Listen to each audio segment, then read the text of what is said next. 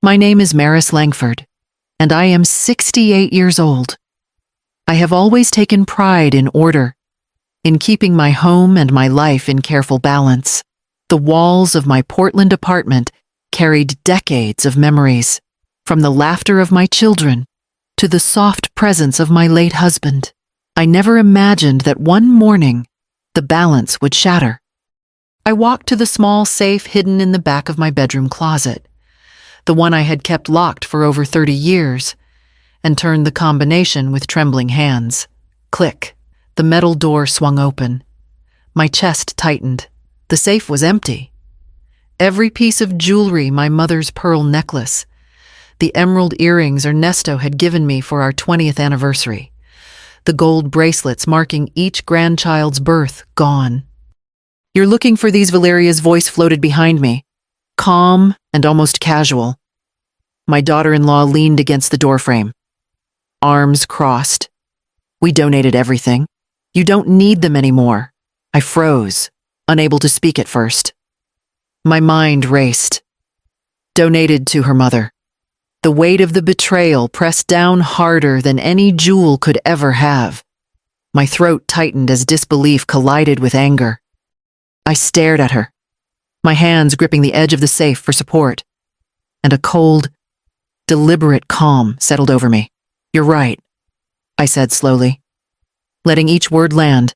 "I don't need them anymore, but you will need a lawyer."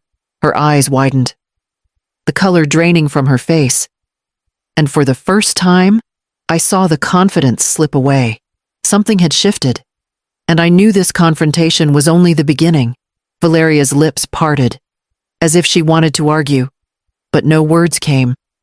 I kept my hand steady on the edge of the empty safe, letting the silence stretch just long enough to make her shift uncomfortably. The warmth that had always clung to her confidence, the ease of walking into my home and assuming control, was gone, replaced by something brittle, unsure. "You're right," I repeated, slower this time, letting the weight of my voice fill the room. "I don't need them anymore, but you will need a lawyer." Her eyes flickered, a sharp intake of breath betraying the first hint of panic. I could see it, the instant reversal of power. For 30 years, I had been careful, measured, precise.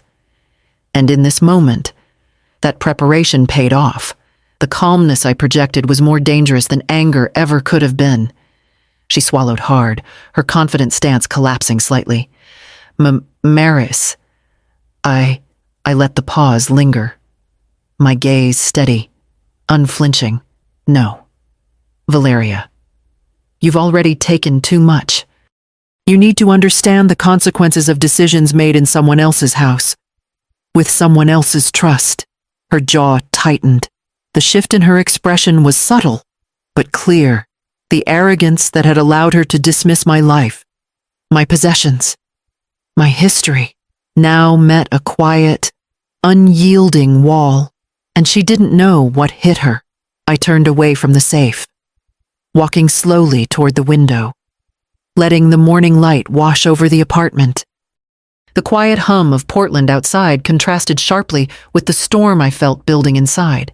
For the first time in weeks, I felt a spark of something I hadn't felt since Ernesto passed control. Valeria's breath hitched behind me, a whisper of fear, and I smiled, calm, patient, knowing that the next steps were mine to decide. I sank into the armchair by the window, the morning light soft against my skin, and let my mind drift back to Ernesto. 42 years together, a lifetime of quiet devotion and careful planning, and here I was, standing in a room stripped of the memories we had built. Every piece of jewelry in that safe had a story, an anniversary, a birthday, a first grandchild, and with Valeria's careless hands, it felt as if those stories had been erased. The emerald earrings I had worn on our 20th anniversary glimmered in my mind, a reminder of that summer evening when Ernesto surprised me with a quiet dinner on the rooftop of our Portland apartment. The pearl necklace from my mother, worn at every graduation, every wedding, every holiday, carried decades of love and family guidance. The gold bracelets for each of our children's births, the diamond ring for my granddaughter's christening, all tangible threads of a life carefully stitched together. I remembered him teaching me to slow down, to appreciate the small moments, the way sunlight fell across our kitchen table, the smell of coffee brewing in the morning, the laughter of children echoing through our halls. He had left me not just possessions, but a life built with intention, a home where every object held a memory, a lesson, a love note from a life shared. And now, Valeria had walked in, calm and certain, and torn that history from me as if it were nothing. It wasn't just metal and stones. It was family, legacy, a record of who we had been and who we had loved. My chest ached with the weight of it, the betrayal more piercing because of the years of care, the careful planning, the meticulous attention to detail that had made our lives ours. I touched the empty space on the shelf where the safe had rested, feeling the absence more than I had thought possible. But beneath the shock and the grief, a slow burn of resolve began. Memories, yes, but also lessons. I had built this life with my own hands alongside Ernesto. And if Valeria thought she could dismantle it with a shrug and a smile, she had underestimated the quiet strength that comes from a lifetime of love and dedication. At first, it was almost imperceptible. Valeria would comment casually on the furniture, her words polite but pointed. "These chairs are so outdated. Maybe we could replace them." I nodded, smiled, and agreed. After all, it was only furniture. But then came the kitchen. One day, she suggested new countertops, new cabinets, brighter lighting. I watched as the familiar kitchen transformed under her hand. A space that had smelled of simmering sauces and morning coffee, now gleaming and unrecognizable. Her influence crept further. My wardrobe became subject to critique. "That coat is old-fashioned," she would say, holding up a blouse as if it were a crime. Invitations to book club meetings, the occasional lunch with friends. Even casual errands were questioned. "Do you really need to go out today? It's cold. You could catch a cold." Her tone was light, almost caring, but the intent was clear. Slowly, I began shrinking, my routines bending to her quiet insistence. Roberto, my son, seemed oblivious.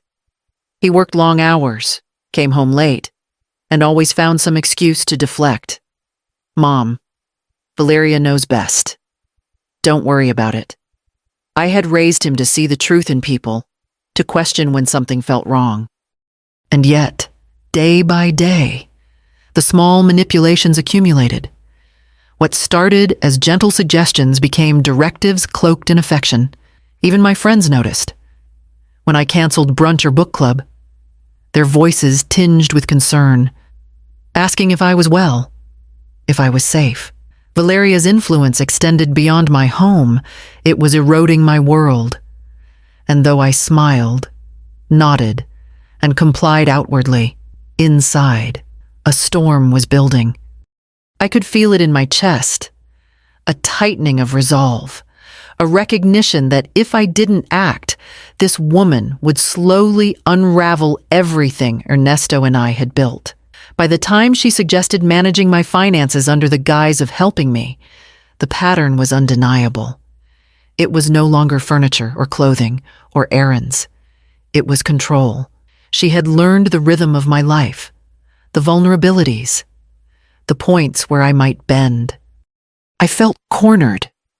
Yet beneath the frustration and creeping fear, a simmering determination took root. I would not let her rewrite my life, not without a fight. The challenge was subtle. How to reclaim what was mine without tipping her off. But I knew one thing, this quiet theft of my world had to end. The call came early, a chill running through me before I even answered. Patricio Mendoza, Ernesto's old law partner and a man I trusted implicitly, was on the line. Maris, we need to meet. There's evidence concerning your jewelry. My stomach dropped, a familiar tightness settling in as dread coiled around me. By mid-morning, I was sitting in his office, hands trembling slightly as Patricio laid out a thick folder on the polished oak desk. Photographs, receipts, bank statements, proof beyond any doubt. My breath caught. The emerald earrings Ernesto had given me for our 20th anniversary, my mother's pearl necklace, the gold bracelets for my children's births, even my granddaughter's diamond ring pawned.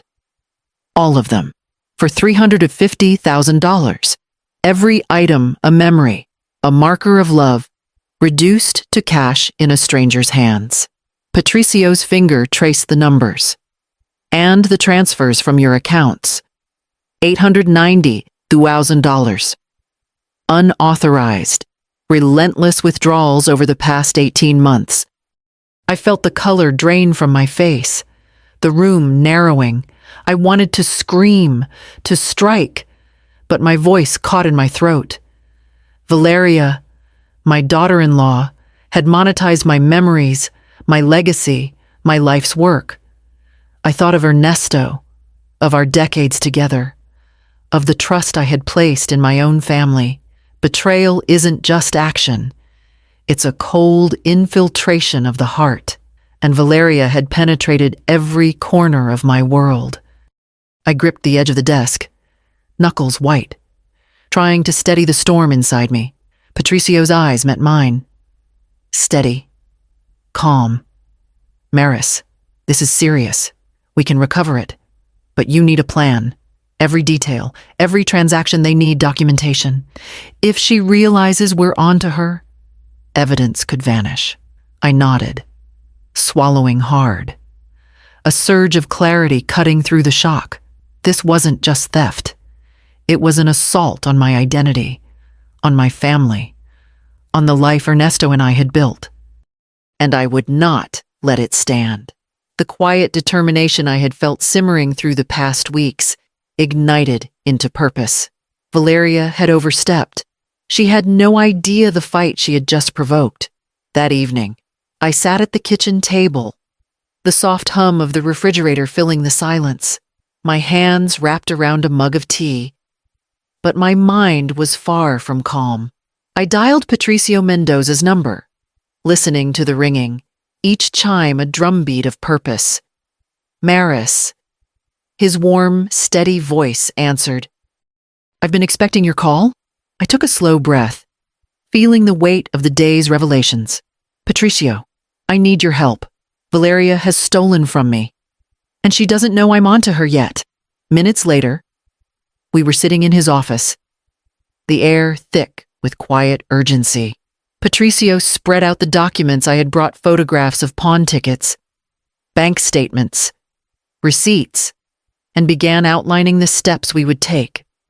Each action was deliberate, compiling proof, tracing every transaction, verifying witnesses, and documenting the chain of theft. I nodded, absorbing every instruction, every legal nuance. It felt like building a fortress, brick by brick, around the life Valeria had tried to infiltrate. There was no room for error. Patience was my weapon. Patricio's presence reminded me of the resources I had long forgotten: knowledge, experience, connections that could turn the tide in my favor.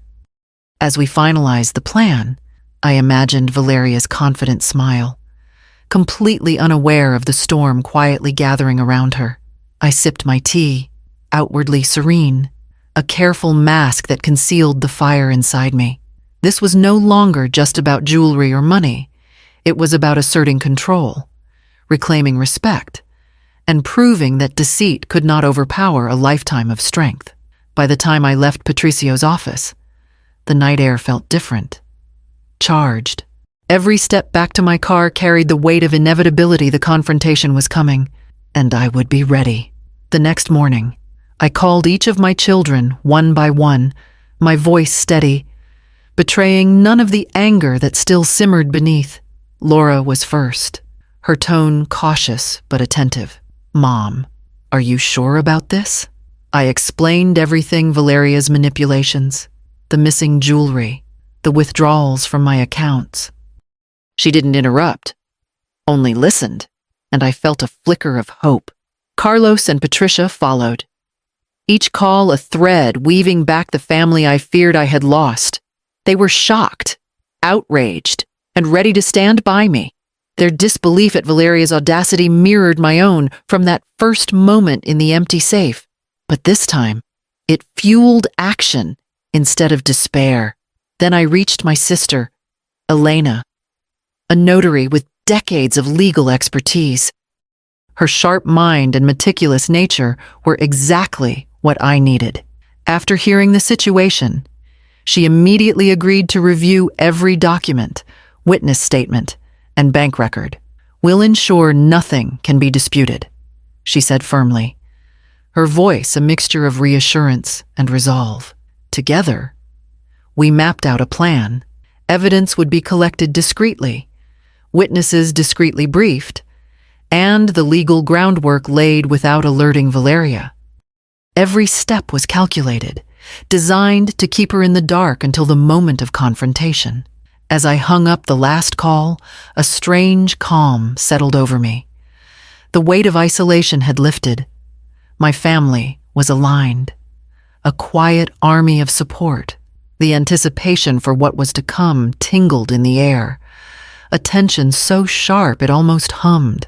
I glanced at the locked safe in my bedroom, imagining the moment when every deceit would be exposed, and for the first time in months, I allowed myself a small, victorious smile. The morning sunlight fell across my living room as I waited, every breath measured, every muscle tense. Don Patricio arrived promptly, his presence calm yet commanding. Behind him, I saw the weight of years in his eyes, a man who had navigated countless legal battles, yet treated this one with a respect reserved for matters of principle and heart. Valeria entered not long after, her steps hesitant. The confident air she usually carried diminished. She stopped just inside the doorway, forcing a smile that didn't reach her eyes. "Good morning," she said, trying for casual. I returned her gaze steadily, my own calm mask unwavering. "Good morning," I replied. Inside, my pulse raced, each second stretching, heavy with anticipation. Patricio spoke first, his tone deliberate. "Valeria, we have reviewed all transactions and evidence. These documents show unauthorized withdrawals totaling $890,000, along with pawn tickets for jewelry belonging to Ms. Maris." He placed a thick folder on the coffee table, opening it to reveal photographs, statements, and copies of receipts. Valeria's eyes flicked to the images: emerald earrings, pearl necklaces, gold bracelets, all familiar pieces she knew I cherished. I saw the first crack in her composure. These actions constitute financial abuse and fraud under federal and state law. Patricio continued, "Ms. Maris did not authorize a single transaction or pawn. Every withdrawal was done with your knowledge alone." Her smile vanished entirely. She tried to speak, but words failed her. Her hands fidgeted, twisting a ring nervously. I stepped closer, voice quiet but unyielding. "You're going to return everything, and you will face the consequences if you do not." Valeria's face drained of color, the reality settling like a stone. She swallowed, her usual defenses gone. I didn't realize," she stammered. But the words were hollow, even to her own ears. Patricio set a firm boundary. "This is not negotiable. The full repayment, the restitution of the items, and acknowledgement of wrongdoing are required. Legal action will follow immediately if compliance is not met." I saw her shoulders slump. the arrogance replaced by fear. For the first time, she confronted the person she had tried to control for months, and I stood there, composed, resolute, the years of manipulation and isolation behind me, finally asserting my authority. The room, once suffused with tension and dread, now held a different energy, the quiet power of someone reclaiming what was theirs. As she nodded, reluctantly agreeing to Patricio's terms, I felt an unfamiliar release, a surge of justice mingled with relief. This confrontation, painstaking and deliberate, had shifted the balance. The betrayal had been named, the wrongs exposed, and for the first time in a long time, I felt in control of my life again. The box of my jewelry arrived at the door that morning, wrapped loosely in newspaper, the edges creased from hurried handling. I knelt and lifted each piece. One by one, the emerald earrings from my 20th anniversary, the pearl necklace my mother had given me, the gold bracelets marking the births of my grandchildren. A quiet tremor ran through me. But it was not fear, it was relief, a reclaiming of what had always been mine. Roberto helped me arrange the pieces back into the safe. The combination changed, known only to me. With every lock and click, a weight lifted from my shoulders. My bank accounts, once drained and manipulated, were now secure. New passwords, new protocols. Patricio had ensured that the mistakes of the past could never be repeated. Valeria was gone. The papers had been signed, the agreement enforced, and she would not return. Her absence left a strange calm in the house, like sunlight filtering through a window after a storm. I walked through each room, touching the familiar furniture, the kitchen counters, the wooden floors, and I felt again that this was my home, my sanctuary. That evening, my children gathered. Laura hugged me first, tears streaking her cheeks. Carlos and Patricia followed, each one apologetic, each one determined to make amends. We spoke quietly at first, sharing long overdue conversations. Then laughter crept back in. We cooked together, reminisced about Ernesto, about the life we had shared, and about the family I had worked so hard to protect. As I watched them, I realized the true power of boundaries and resilience. My voice, once hesitant, now carried certainty. Decisions would be mine again. Invitations, finances, social engagements, all would pass through me. Filtered by the wisdom of years and the lessons learned through betrayal, the house felt alive once more, filled not with control or manipulation, but with respect, love, and a hard-earned sense of security. I closed my safe, inhaled deeply, and let the calm settle into me. My life, my legacy, my home, they were mine again, and I would not allow them to be taken from me. I sat in the sunlit kitchen, the aroma of freshly brewed coffee curling through the air. The house was quiet, the chaos of the past months replaced by a steady rhythm of my own making. I watched Roberto set the table for breakfast, Laura arranging flowers, and I felt a warmth that went beyond simple relief. This was life reclaimed, not just the jewelry, not just the accounts, but the confidence, the authority, the dignity that had been challenged and almost stolen. I thought of Ernesto, of the decades we had shared, and the legacy we built together. It wasn't only in the heirlooms or the savings, but in the lessons I had learned, in the resilience I had cultivated, and in the family who, despite near betrayal, still stood by me. My children had witnessed the cost of manipulation and the power of boundaries. They had learned that respect is earned, and that standing firm does not require anger, only clarity and courage. Plans for the future settled in my mind like sunlight through the blinds. I would travel again, continue the reading club, and invest time in my grandchildren, sharing stories and wisdom. The home, once a battleground, was now a sanctuary where love and trust could flourish.